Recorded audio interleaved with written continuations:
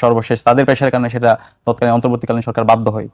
তো একই সাথেই জাতীয় নির্বাচন হয় এবং গণভোট হয়, এবং সেই গণভোটে এখানকার 70% প্রায় 70% মানুষের জনরায় সংস্কারের পক্ষে আসে, এবং সেটা আমরা সবাই জানি। এবং সে আলোকে আমাদের হওয়ার কথা ছিল সংবিধান সংস্কার পরিষদ গঠন হওয়ার কথা ছিল, এবং এই আলোকে পুরো রাষ্ট্র সংস্কার নতুনভাবে ঢেলে সাজানোর কথা ছিল। কিন্তু এটা খুবই আজকে আমাদেরকে প্রায় নির্বাচনের পরে 2 মাস পরে এখন আমাদেরকে আফসোস করতে হচ্ছে, অথবা আমাদের এখন বর্তমান সরকারের অ্যাক্টিভিটিগুলো নিয়ে আমাদেরকে সমালোচনা করতে হচ্ছে, সেটা আমাদের জন্য খুব আনএক্সপেক্টেড। ছাত্র সমাজের পক্ষ থেকে যদি বলে, এটা আমাদের জন্য খুবই কষ্টের। আমরা যখন দেখি বিএনপি গত 16 বছর জুড়ে যে বক্তব্যগুলো দিয়েছে, মির্জা ফখরুলের বক্তব্যগুলো একটু শুনবেন। তারা সবসময় বলেছে এই 72 সংবিধানটা হচ্ছে একটা মুজিববাদী সংবিধান, এটা একটা ফেসিবাদী কাঠামো তৈরি করে রেখেছে। এবং মরহুমা বেগম খালেদা জিয়া তিনি বলেছেন এই দেশে যদি জনতার সরকার প্রতিষ্ঠিত হয় তাহলে এই সংবিধানকে ছুঁড়ে ফেলে দিবে। এইভাবে তাদের যারা নেতৃবৃন্দ ছিল, একদম আন্দোলন রহমান পার্থ থেকে শুরু করে এখন নুরুল হক নুরভাই আছে ঢাকা ইউনিভার্সিটির ডাকসুর সাবেক ভিপি, তাদের যে বক্তব্যগুলো যদি শুনি, সেই বক্তব্যের সাথে এখনকার যে বক্তব্য সেটা আমরা মিলাতে পারি না, এবং যে মূল আকাঙ্ক্ষা সেটাকে তারা এখন অস্বীকার করছে। এবং পুরো সময় জুড়ে 2 মাস জুড়ে আমরা দেখতে পেলাম আজকে তারা মৌলিক অধ্যাদেশগুলো তারা বাতিল করে দিয়েছে, যেটার জন্য জুলাই হলো, যেটার জন্য এত মানুষ জীবন দিল, সেই মূল আকাঙ্ক্ষাকে তারা এখন অস্বীকার করছে। কারণ কি মনে হয় এটি আসলে আপনার কাছে? এখন কারণ হলো বাংলাদেশের 55 বছর জুড়ে আমরা যেটা দেখতে পেয়েছি যে যখন কেউ ক্ষমতায় যায় সে ক্ষমতাকে কুক্ষিগত করতে চায়, তার মধ্যে ফেসিস্ট হওয়ার আমরা মনোভাবনা দেখতে পাই। তো আলটিমেটলি এখন আমরা দেখতে পাচ্ছি বিএনপি সেই আগের যে হাসিনার যে স্ট্রাকচার, সেই স্ট্রাকচার তারা ফিরে যেতে চাচ্ছে। তো আমরা তো 54 বছর ধরে একটা আনসিভিলাইজ স্ট্রাকচারের মধ্যে দিয়ে গিয়েছি, যে স্ট্রাকচারটা এখানে আমাদেরকে গুম খুন আয়নাগর থেকে শুরু করে বিচার বহির্ভূত হত্যাকাণ্ড, বিচারিক হত্যাকাণ্ড এবং অবৈধ নির্বাচন সেগুলোকে বৈধতা দিয়েছিল। তো এখন আমরা দেখতে পাচ্ছি আবার সেই কাঠামোতে ফিরে যাওয়া। হাসিনা তো কোনো একজন ব্যক্তি না, তার একটা আদর্শ। তো সেই কাঠামোতে এখন আমরা ফিরে যাওয়ার জন্য বিএনপির অপপ্রয়াস দেখতে পাচ্ছি।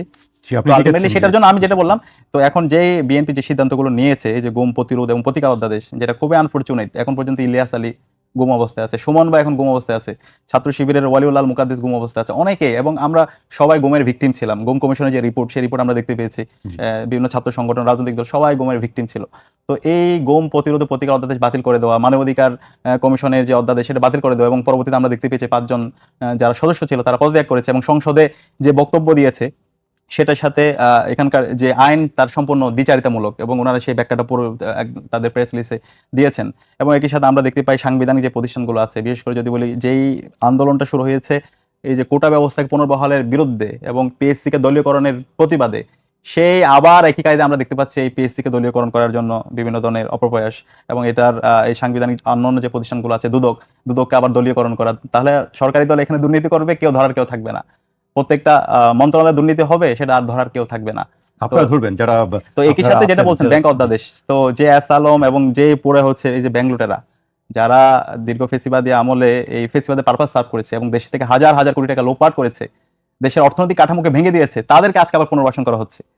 তো এই কারণে আমরা বলেছিলাম বিএনপি তার নিজের পায়ে নিজে কোড়াল মারছে, মানে কারণ সাময়িকভাবে তার কাছে মনে হচ্ছে এর মাধ্যমে সে ক্ষমতায় আছে অথবা কিছু লাভবান হচ্ছে, কিন্তু দীর্ঘমেয়াদে আমরা দেখতে পাচ্ছি সে এর মাধ্যমে নিজের যে অবস্থান, তার যে এক্সিস্টেন্স, সেখান থেকে সে জনসমর্থন থেকে সে হারিয়ে যাচ্ছে। যে কারণে আমরা দেখতে পাচ্ছি বিএনপি সরকারের 2 মাস পূর্তি উপলক্ষে তাকে প্রত্যেকটা মিডিয়ায় বাধ্য করে বলাতে হচ্ছে এই 2 মাসে তারেক জিয়া সরকারের উপর জনগণের সমর্থন বেড়েছে।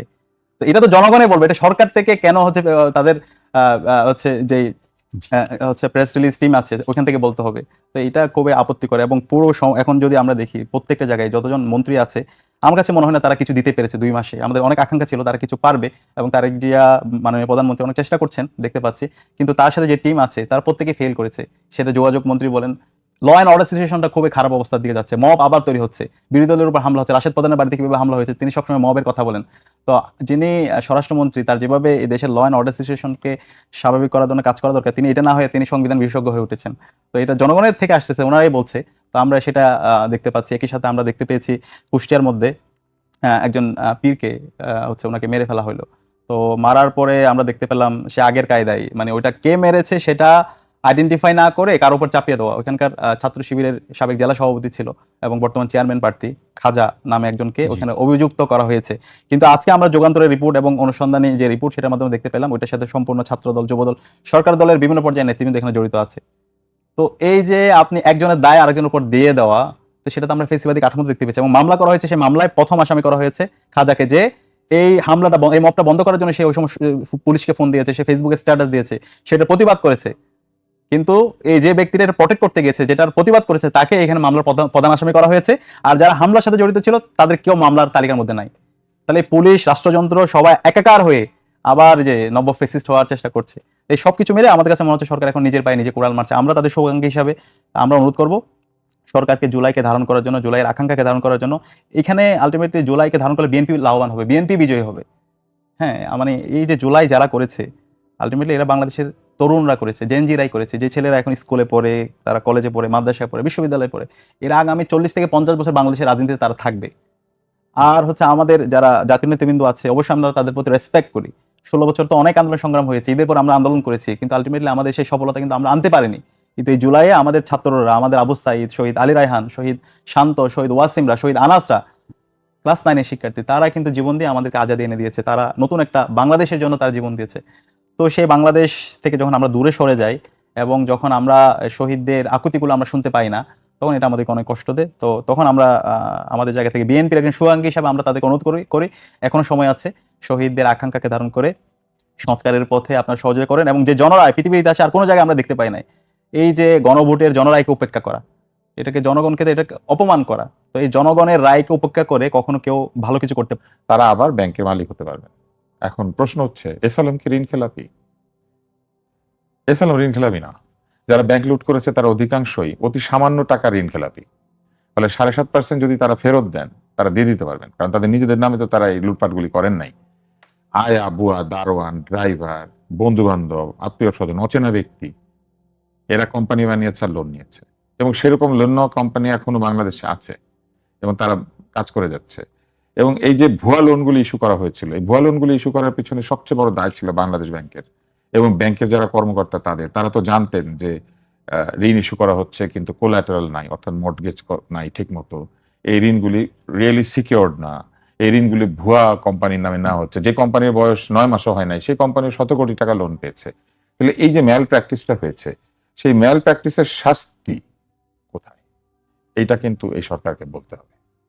যারা লুটপাট করলেন তাদের সাজা কোথায়, এইটা বলতে হবে। কারণ লুটপাট যে আওয়ামী লীগ করেছে, এরা তো কারো মাধ্যমে করেছে, এবং যাদের মাধ্যমে করেছে তাদের মধ্যে অন্যতম শ্রেষ্ঠ লুটেরা একজনের নাম একটু আগে উচ্চারিত হয়েছে। এছাড়াও তাদের একটা লুটেরা দল ছিল, ওই লুটেরা দল মোটামুটি লম্বা। এদেরকে নিয়ে একটা বই বের করা যাবে যে শ্রেষ্ঠ লুটেরা, মধ্য লুটেরা, নিম্ন লুটেরা, ব্যাংক লুটেরা, প্রতিষ্ঠান লুটেরা, চেতনা লুটেরা, মানে হেনোর জায়গা নাই যেখানে তারা লুটপাট করে। হ্যাঁ, এটা একটা চমৎকার, আমি এদেরকে নাম দিয়েছি লুটিয়েন্স। লুটিয়েন্স হ্যাঁ, এবং ওই যুগটাকে আমি নাম দিয়েছিলাম চৌর্য যুগ, এবং আমি বলতাম যে এটা আয়ামে চুরালিয়াত। তো এই যে এখন দেখেন এখানে ঘাপলাটা কোথায়, আমি একটু ব্যাখ্যা করি তাহলে।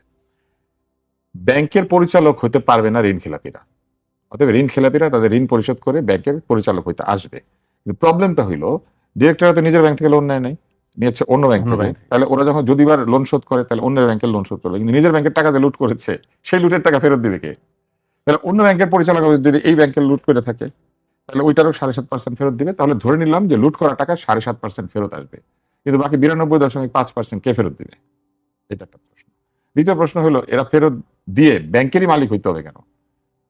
এরা যে অন্যায়ভাবে ঋণ খেলাপি করেছিল এবং এরা যে অন্যায়ভাবে লুটপাট করেছিল, এটা তো প্রমাণিত। যে লুটপাট করেছে সে এসে আবার ব্যাংকেরই মালিকানায় ফিরতে হবে কেন তার? এটা একটা বড় প্রশ্ন। যেখানে প্রমাণিত লুটেরা এরা কেন আবার ফিরে এসে আবার টাকার জায়গায় টাকার গতিতে বসবে? মানে যাদের ব্যবসা টাকা নিয়ে, সেই ব্যবসায় তারা বসবে কেন? এদেরকে তো চিরতরে ব্যাংক এবং আর্থিক প্রতিষ্ঠানের মালিকানায় ফেরত যাওয়া থেকে বাতিল করা দরকার। এরা জীবনে কোনোদিন যেন আর কোনো আর্থিক প্রতিষ্ঠানে ব্যবসা করতে না পারে, এটা বন্ধ করা দরকার। আপনি আইন করে আওয়ামী লীগকে নিষিদ্ধ করেছেন কেন? কারণ আওয়ামী লীগ একটা খারাপ দল, তারা মানুষের বুকে গুলি চালিয়েছে, তারা এই অন্যায় করেছে, সেই অন্যায় করেছে, তাদের অন্যায়ের বড় তালিকা আছে, তাই না? একটা দলের সকলে কিন্তু চুরি করে নাই, বা সকলে কিন্তু এই অন্যায়টা করে নাই, কিন্তু তাও তো নিষিদ্ধ। আর সেখানে এই ব্যক্তিরা কিন্তু চুরি করেছে, এটা প্রমাণিত। তাহলে এরা কি করে আবার একই জায়গায় ফিরতে পারে? এদেরকে ফিরতে দেওয়া উচিত না। এটা হচ্ছে নৈতিক একটা জায়গা। দ্বিতীয় হচ্ছে, এই যে ওনারা যে ফেরত দিবেন, ফেরত দিলেই কি ওনারা ফিরতে পারবেন? ওনাদের নিজেদের নামে কিন্তু সেই অর্থে খেলাপি ঋণ নাই। ওনারা তো ড্রাইভার দারোয়ানের নামে ঋণ খেলাপ করেছেন। এই ড্রাইভার দারোয়ানের ঋণগুলো কে শোধ করবে? আমার পরিষ্কার মনে আছে যে একটা নিউজ হয়েছিল যেখানে এসালাম সাহেবের বুয়া না, কাজের মহিলা, আমরা একসাথে আলাপ করতাম, এবং আমরা যখন নির্বাচন করছিলাম আমাদের জোটের নাম কি হবে, সেই জোটের নামটাও কিন্তু ওসমান হাদি আমাদেরকে সাজেস্ট করেছিল এবং পুরো সময় জুড়ে আমাদের একজন মেন্টরের মতো ছিল, বড় ভাইয়ের মতো। তো ওসমান হাদিকে আমরা দেখেছি কিভাবে তিনি আগ্রাসনের বিরুদ্ধে কথা বলেছেন, কিভাবে তিনি ইনসাফের পক্ষে কথা বলেছেন, কিভাবে তিনি এস্টাবলিশমেন্টের বিরুদ্ধে কথা বলেছেন, যে কোনো অন্যায় জুলুমের বিরুদ্ধে তিনি কথা বলেছেন। তো ওসমান হাদিকে যখন গুলি করা হলো, গুলি পরবর্তীতে আমরা দেখতে পেলাম গুলির পরে মুহূর্তের মধ্যেই যে শুটাররা, তারা দেশের মধ্যে আইন আছে, দেশের মধ্যে এখানে আমাদের এখানে পুলিশ আছে, র্যাব আছে, আইন শৃঙ্খলা বাহিনী আছে, এই সকল কিছু ফাঁকি দিয়ে ভারতে চলে গেল। তো এটা তো অবশ্যই এখানে রাষ্ট্র, এটা বোঝাই যাচ্ছে, এটা একটা শিশু বুঝতে পারে এরকম একজন খুনি প্রকাশ্যে ঢাকার একদম মূল জায়গায় এখানে হত্যা করে একজনকে শুট করার পরে এরপরে সে সেফলি পার্শ্ববর্তী একটা দেশে চলে যাবে। তো অবশ্যই এখানে রাষ্ট্রের একটা অংশ জড়িত আছে। তারা সবসময় মনে করেছিল ওসমান হাদি তাদের জন্য থ্রেট। ওসমান হাদি সকল অন্যায়, অসত্য, সকল ধরনের সিন্ডিকেট, এই সকল কথা সে জনগণের ভাষায় সে বলতে পারে এবং যে মানুষের অব্যক্ত কথাগুলো আছে সে অব্যক্ত কথাগুলো খুব চমৎকারভাবে সে সবার কাছে হাজির করতে পারে। সুতরাং এই ওসমান হাদির সে কথাকে থামানোর জন্য তারা ওসমান হাদির মাথায় আঘাত করেছে। তো পরবর্তীতে আমরা ওসমান হাদি হত্যার জন্য অনেক আন্দোলন করেছি। আমরা সরকারের ওই সময় অন্তর্বর্তীকালীন সরকারের যারা দায়িত্ব ছিল তাদের সবার সাথে কথা বলেছি, স্বরাষ্ট্র উপদেষ্টা থেকে শুরু করে তারা সবাই আশ্বাস দিয়েছে। তারা তাদের ব্যর্থতার গল্প আমাদেরকে শুনিয়েছে। তারা আমাদেরকে বলেছে তাদের হাতে এখন কিছু করার নেই। তাহলে একটা রাষ্ট্র কিভাবে এত ফেইলড হইতে পারে? তাহলে আপনাকে তো কালকে হত্যা করে ফেলবে, এরপরে আপনাকে হত্যা করার পর খুনি সে দেশ থেকে পালাবে। তাহলে এটার জবাবদিহি আপনি কার কাছে করবেন? রাষ্ট্রই তো এটা করবে। এখানে আইন শৃঙ্খলা যে বাহিনী আছে সেটাই তো তারা করবে। তো আলটিমেটলি এখন আসলে সেই অবস্থা কি, তার বিচারের অগ্রগতি বা আপনাদের সেই চাপটা কতটুকু আছে? আমরা তো বিচারের জন্য তখন অন্তর্বর্তীকালীন সরকার তাদের কাছে আমরা বারবার গিয়েছি, আন্দোলন করেছি এবং তারা আমাদেরকে আশ্বাস দিয়েছে। এবং বর্তমানে আমরা নতুন সরকার আসার পরে দেখতে পাচ্ছি ওসমান হাদি হত্যার যারা শুটার তারা ভারতে অ্যারেস্ট হয়েছে, কিন্তু তাদেরকে এখন পর্যন্ত দেশে নিয়ে আসার জন্য যে অগ্রগতি, সেই কার্যকর অগ্রগতি আমরা এখন পর্যন্ত দেখতে পাচ্ছি না। আমাদের কাছে মনে হচ্ছে বর্তমান সরকারও হাদির হত্যার বিচারের ব্যাপারে তত বেশি সিরিয়াস না। এটা কিন্তু ফার্স্ট প্রায়োরিটি হওয়া দরকার ছিল। বাংলাদেশের সকল মানুষের মূল দাবি হচ্ছে এখন ওসমান হাদি হত্যার বিচার। এবং ওসমান হাদি তার যতগুলো বক্তব্য আছে সেই বক্তব্যের মধ্যে সে বলেছেন আমাকে যদি কখনো হত্যা করা হয় আমার হত্যার জন্য বিচারটা হয়। তো এই হত্যার বিচার না হলে বাংলাদেশে আবার এই বিচারহীনতার সংস্কৃতির দিকে আমরা প্রবেশ করতেছি, অলরেডি আমরা প্রবেশ হয়ে গেছি, সেই কালচারের দিকে আমরা যাচ্ছি। তো হাদি হত্যার বিচার এই স্বাধীন বাংলাদেশে হতে হবে। এবং একই সাথে আমরা এখন যেটা দেখতে পাচ্ছি এখন সরকারের সমালোচনা করার কারণে অ্যারেস্ট করা হচ্ছে, যে সাইবার সিকিউরিটি অ্যাক্ট একটা বিস্ফোরা, সেটাকে আবার আমরা দেখতে পাচ্ছি নতুনভাবে এটাকে জলযন্ত্র করা হচ্ছে। আমরা গত পরশু আমরা দেখতে পেয়েছি একজন সোশ্যাল মিডিয়া অ্যাক্টিভিস্ট, তাকে সরকারি সমালোচনা করার কারণে তাকে অ্যারেস্ট করা হয়েছে। পরবর্তীতে তাকে কোর্টে তুলে এরপরে এখন কারাগারে পাঠানো হয়েছে। এবং গত 22 দিনে মোট 5 জনকে অ্যারেস্ট করা হয়েছে শুধুমাত্র সরকারের সমালোচনা করার কারণে। তো এইটা তো ফেসিবাদী কাঠামোর মতো হয়ে গেল যে আপনি সরকারের সমালোচনা যারা করবে, আমি তো মনে করি সরকার তাদেরকে পুরস্কৃত করা দরকার, সরকারকে হচ্ছে জবাবদিহিতার মধ্যে নিয়ে আসা। তো এটার জন্য কেউ যদি সমালোচনা করে তাকে অ্যারেস্ট করা, তাকে ভয়ভীতি দেখানো, তার বাড়িতে গিয়ে হুমকি দেওয়া, এটা খুবই অপ্রত্যাশিত আচরণ। জি, আমি আপনার কাছে আবার আসবো। আমি তুষার ভাইয়ের কাছে আসতে চাই। আবার তুষার ভাই, আজকে এনসিপি নেতা এবং সংসদীয় বিরোধী দলীয় চিফ হুইপ নাহিদ ইসলাম বলেছেন যে নির্বাচনের মাধ্যমে শুধু আওয়ামী লীগের জায়গায় বিএনপির সরকার প্রতিস্থাপন হয়েছে। তিনি বলেছেন আমরা দেশটাকে আগের কোনো বন্দোবস্তে ফেরত যেতে দিতে পারবো না। আজকে রূপায়ণ টাওয়ারের যে সংবাদ সম্মেলন ছিল, জরুরি সংবাদ সম্মেলন, সেখানে তিনি বক্তব্য আমি দিয়েছেন। ওনার এই বক্তব্যের সাথে একমত না।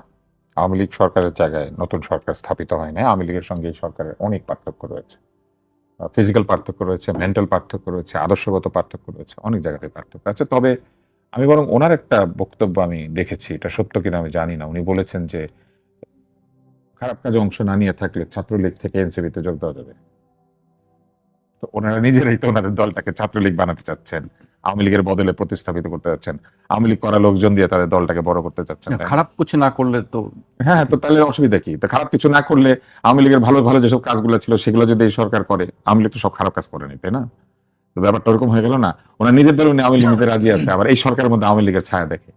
আমি আসলে এগুলো বুঝি না, আমার খুবই অসুবিধা হয়। আমি সোজাসুজি যুক্তি বোঝার লোক আর কি। আমি বুঝতে পারি না যে ধরেন এখন যদি আওয়ামী লীগের লোকজন বিএনপিতে যোগ দেয় তাইলে হবে হচ্ছে দোসরদেরকে পুনর্বাসিত করা হচ্ছে। আর আওয়ামী লীগের লোকজন যদি এনসিপিতে যোগ দেয় তাহলে তারা কি হইলো, মানে দুধ দিয়ে গোসল করে প্রায়শ্চিত্ত করে চলে আসলো। ব্যাপারটা কি এরকম? মানে এস আলমের ব্যাংকে ধরেন যদি এনসিপির লোক চাকরি পায় তাহলে চাকরি মেধার বিনিময় হয়েছে, আর ধরেন অন্য কেউ চাকরি পেলে তাহলে কোটার ভিত্তিতে হয়েছে। ব্যাপারটা তো এরকম না। যদি একটা জিনিসকে স্থাপিত করতে হয় তাহলে একদম সরল সোজাভাবে স্থাপিত করতে হবে, আর না করতে চাইলে তাইলে রিকনসিলিয়েশন করতে হবে, মাঝে মাঝে কোনো জায়গা নাই এখানে, এই জন্য যে দলটা তো নিষিদ্ধ। তো ঠিক আছে, আপনি কিছু লোককে বললেন এই খবরদার ফুটবল খেলতে পারবে না, তোমরা যদিও ফাউল করো নাই, তোমরা কিছুই করো না, কিন্তু তোমাদের জন্য ফুটবল খেলা নিষেধ। কিন্তু বললেন ওই দলের হয়ে খেলা নিষেধ, আমার দলে চলে আসলে কিন্তু তোমরা ভালো খেলো, আর চলে আসো এসে আমার জন্য ফুটবল খেলো, ফুটবল খুব ভালো খেলা, শরীর ভালো হয়, মন ভালো হয়, তাই না? এটা আমি মানতে রাজি না।